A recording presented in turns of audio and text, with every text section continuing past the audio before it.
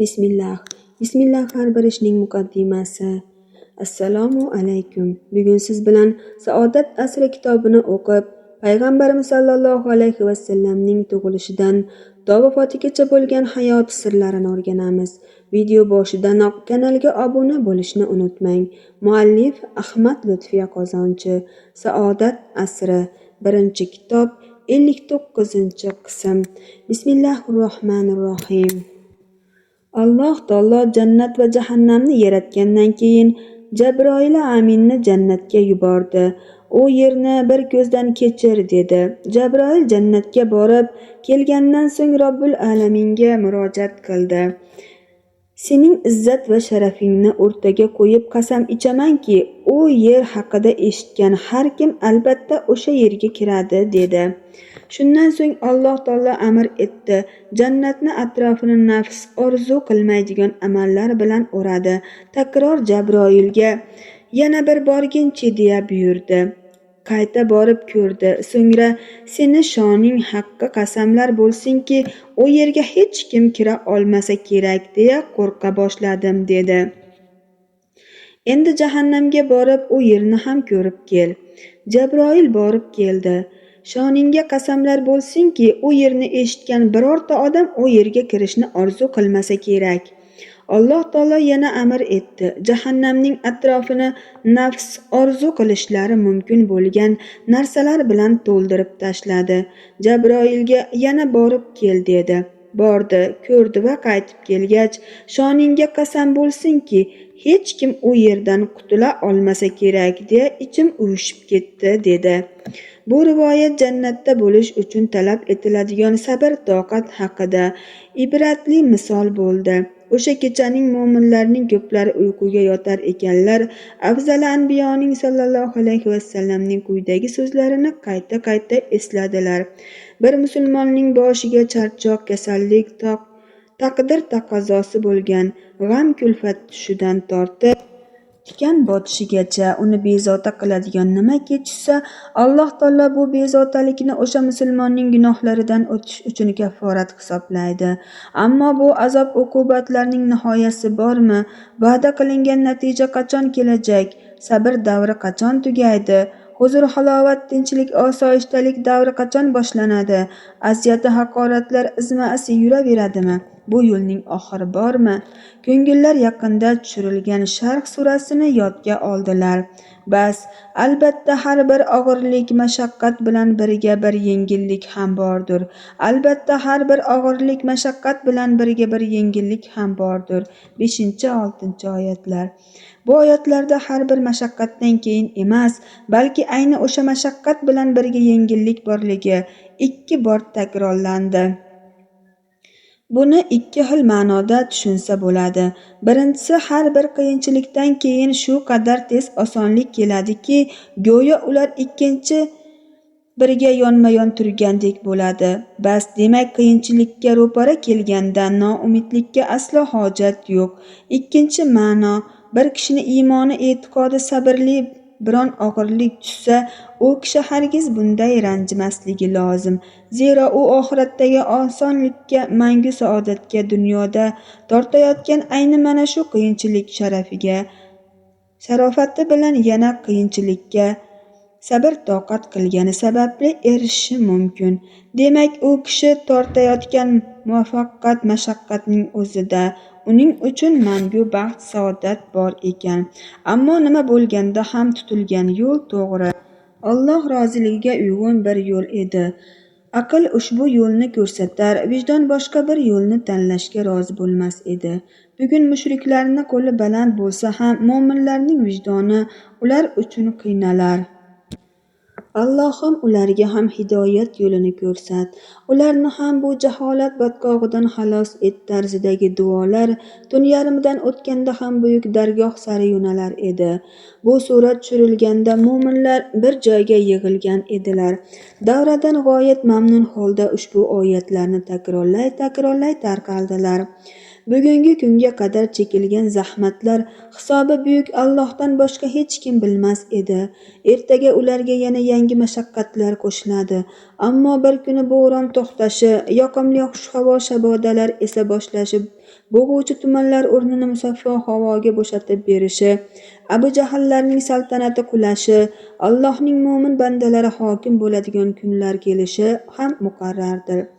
Habasistondan qaytganda o'zlariga biron bir himoyachi topganlar shaharda bemalol aylanib yurishar, topa olmaganlar esa mazahga uchrab goh kaltaklashar, goho haqoratlanar edilar.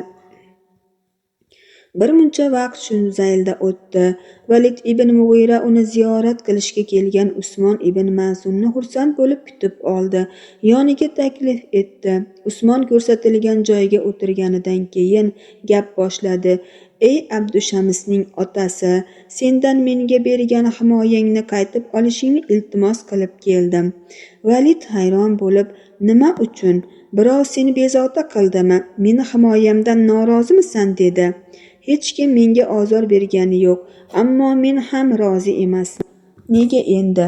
Hech kim ozor bermasa, baribir norozi bo'lsang, ochiqroq gapirsang-chi. Noroziligimning boisi dedi Usmon.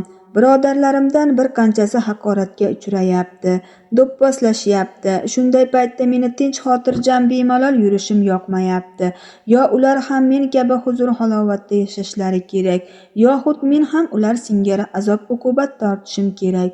Mana shu munosabat bilan meni o'z himoyangdan chiqarsang, menga Allohning himoyasi ham kifoya qilur. Valid Usmonning bu fikrini g'aroyib bir xulosa deb tushundi.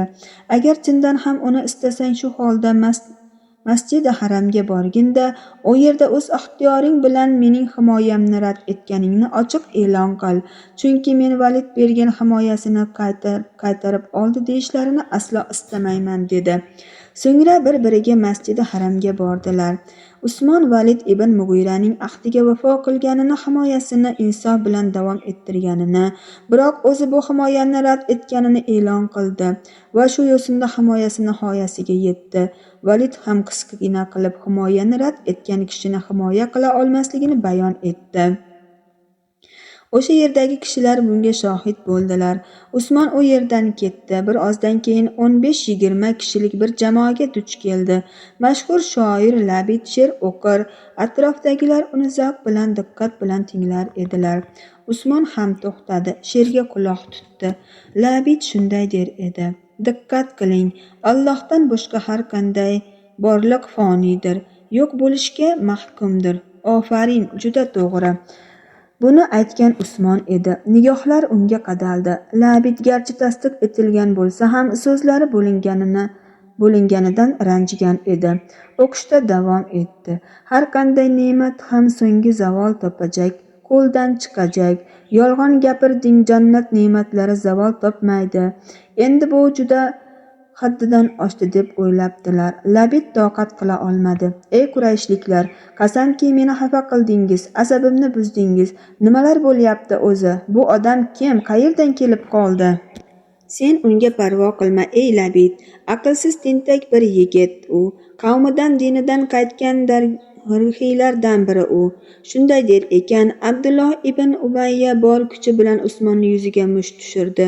Usmonning ko'zi ko'karib ketdi. Sad ibn Abu Waqqos ham shu yerda edi. Shu ahvolga beparvo qarab turolmadi. Jim turishni ham ep ko'rmadi. U ham Abdullohni bir urdi. Abdullohni burnidan tirqirab qon oqib chayqalib ketdi. Janjal avjiga minmasdan odamlar oraga kirib ularni ajratib qo'yishdi. Usmon himoyani rad etganidan buyon hali bir soat ham o'tmagan edi. Valid uni bu ahvolda ko'rib: ey Usmon, ey jiyan, himoyamni rad etmaganingda shoyat bu janjal chiqmasdi. Bunday ayanchli ahvolga tushmas eding dedi. Usmon javob berdi: men afsus chekayotganim yo'q. Alloh yo'lida ikkinchi ko'zimni ham bajonidil tutib berishim mumkin. Men Robbimning oxiratda beriladigan mukofotidan umidvorman. O'sha asl mukofotdan mahrum bo'lishdan qo'rqaman. Istaysanmi, seni qayta o'z himoyamga olaman? Yo'q, men yolg'iz Allohdan panoh tilayman. Valid Usmonning bu qadar mustahkam e'tiqodi va iymoniga qoyil qoldi. aqli bo'lish yetarlimi? Abu Bakr roziyallohu anhu ora-sira Rasululloh sollallohu alayhi vasallamning ko'pchiliklarni o'rtasiga chiqarib baralla da'vat qilishni taklif etar. Nabiy muhtaram sollallohu alayhi vasallam janobimiz esa: "Yo Abu Bakr, biz hali son jihatdan ozchilikmiz", deya javob qilardilar. Hazrati Abu Bakrning o'jarligi tutgach, Rasululloh sollallohu alayhi vasallam ham ortiq yo'q deya olmadilar. Uning taklifini qabul qildilar. Masjidi Haramga bordilar. Har bir musulmon qabiladoshlarini orasidan o'rin oldi. Rasululloh sollallohu alayhi vasallam bir chekkaga o'tirdilar. Shundan keyin Abu Bakr roziyallohu anhu o'rnidan turdi va majlis ahlini baland ovoz bilan islom diniga da'vat etdi. Endi gap boshlagan edi hamki yon atrofdan luqma tashlaganlar bo'ldi. Ovozlar borgan sari avjiga mindi. Abu Bakrning so'zlari eshitilmay qoldi.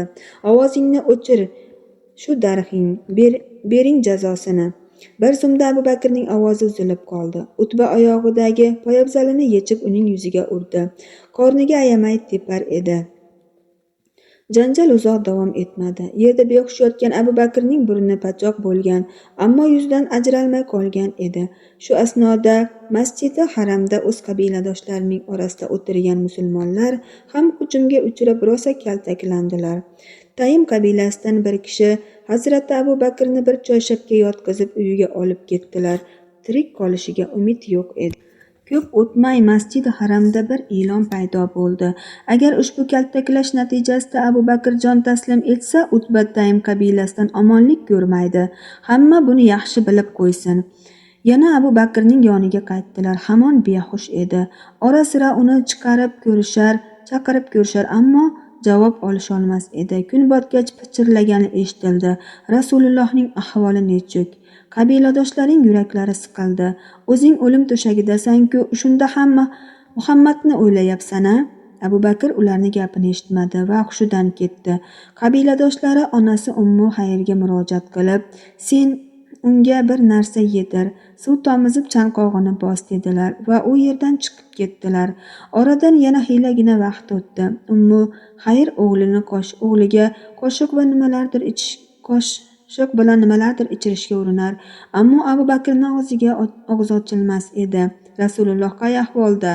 Ummu Hayr qoshiqni o'g'lini og'ziga yaqinlashtirar ekan: "Xudo haqqi, o'rtog'ingni nima bo'lganini bilmayman o'g'lim", dedi. Hattobning qizi Ummu Jalilni topib undan so'ra. Ummul Hayr yo'lga chiqdi. Said ibn Zaydni uyiga bordi. Eshikni taqillatdi. "Qizim", dedi Ummu Hayr, "Abu Bakr senga salom yo'lladi va Muhammad ibn Abdullohning hol-ahvoli haqi to'g'risida so'radi. Men na Abu Bakrni taniyman, na Muhammad ibn Abdullohni. Ammo qizim, meni seni qoshingga o'g'lim jo'natdi. Hattobni qizidan so'ra", dedi. "Degan bo'lsa menga nima? Men ularni tanimayman. Qay ahvolda ekanini bilmoqchi bo'lgan odam o'zi boradi. O'g'lim juda og'ir ahvolda yotibdi, o'zi borolmaydi. Fatima Ummu Jayl bu chorasini topdi. Agar istasang o'g'lingni huzuriga o'zim boraman. Juda yaxshi bo'lardi." Birgalikda uydan chiqdilar. Abu Bakrnikiga bordilar. Xonasiga kirganlarida u hamon behush edi. Bir faryod ko'tarildi: "Kofirlar, fosiqlar, seni hali shu ahvolga soldilarmi? Iloyo Allohning o'zi jazosini bersin bu gumrohlarni." Abu Bakrni tanimayman degan yosh juvonning gaplari edi bu. Rasululloh sallallohu alayhi vasallamning ahvoli qalay? "Onang shu yerda, so'zlarimizni eshitib qolishi mumkin. Onamning zarari tegmaydi, bemalol gapiraver." "Yaxshi, Rasululloh sog'-salomatlar. Qayerdalar?" "Arqamning uyida. Borib o'z ko'zim bilan ko'rishim kerak. Bu ahvolda bora olmaysan deya qo'rqaman." Bu gapni ikkala ayol babbaravariga gapirdilar. "Xudo haqqi, Rasulullohni ko'rmagunimcha tomog'imdan bir luqma ovqat ham, bir yutum suv ham o'tmaydi", dedi. Oradan yana bir necha soat o'tdi. Tashqarida sukunat cho'kdi. Shundan keyin Abu Bakr ikki ayolni yelkalariga tayanib, sudrala Arqamning uyiga bordi. Rasululloh sallallohu alayhi vasallam yarim tun kelganda Abu Bakrni bu ahvolda ko'rib yuraklari tilka pora bo'ldi. Uning peshonasini o'pdilar. Muborak qalblariga ulkan qayg'u cho'kdi. "Ota-onam, senga fido bo'lsin, deya ingradi. Abu Bakr, bu men uchun dard emas, ammo anavi battol yuzimga yomon urdi. 1-2 soniya dam olib yana davom etdi. Meni onam o'ta xayrli, mehribon ayoldir. Duo qiling yo Rasululloh, duo qilingki Alloh taolo unga ham hidoyat bersin va jahannam azobidan xalos etsin. Abu Bakrning onasi uchun duo qilindi va Ummu Xayri bu yerdan musulmon bo'lib qaytdi. Shu damda Abu Bakr azob berayotgan og'riqlarni ham unutgan edi.